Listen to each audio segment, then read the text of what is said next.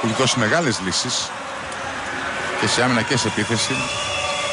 Χατζιβρέτας, φάουλ από το Στέφανσον. Όχι, για να δούμε ποιον υποδείχνει ο Ανκαραλή.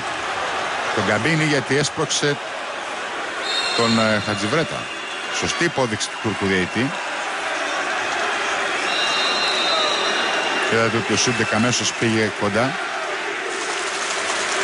να ηρεμήσουν τα πράγματα, να μην καμιά σύραξη, γιατί και οι ήταν κοντά στη φάση.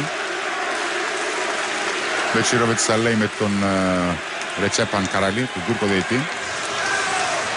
Εδώ κοιτάξτε, Γκαμπίνη σπρώχνει και πετάει κάτι τον Μπετσίροβιτς. Και εδώ προηγουμένως το φάουλ του Στέφανσον πάνω στο Χατζιβρέτα.